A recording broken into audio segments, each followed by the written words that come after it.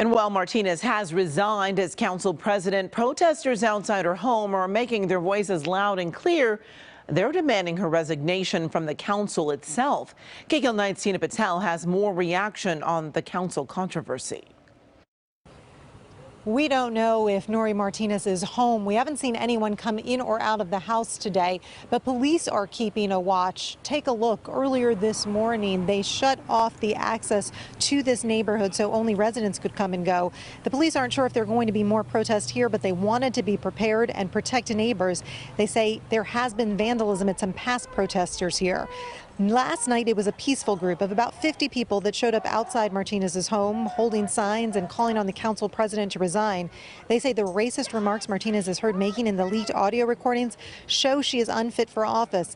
And that's what we also heard from some protesters outside City Hall today. I agree that Nury Martinez, Gil Cedillo, Kevin De Leon, and Ron Herrera must resign immediately. This is a moment for us to draw a hard line in the sand.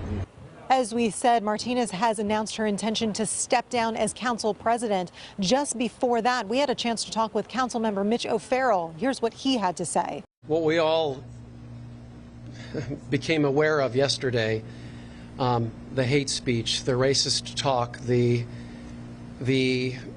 transgressions, the abject ultimate abuse of power away from the public eye in a secretive space, excluding Angelenos, excluding us, other council members, is unconscionable. Because today is Indigenous Peoples Day, there are no city meetings, but the city council is scheduled to meet tomorrow morning, and we will see then if any formal actions are taken against Martinez or the other council members heard in that recording. In Sun Valley, Tina Patel, KCAL 9 News. And both mayoral candidates have weighed in on the recordings. Karen Bass writing in part, all those in the room must be held accountable. And I've spent the day speaking with Black and Latino leaders about how to ensure this doesn't divide our city. And from Rick Caruso, I have now and will always have zero tolerance for hate speech, and this situation is beyond the pale. I denounce everything in these recordings and call on all to be held accountable.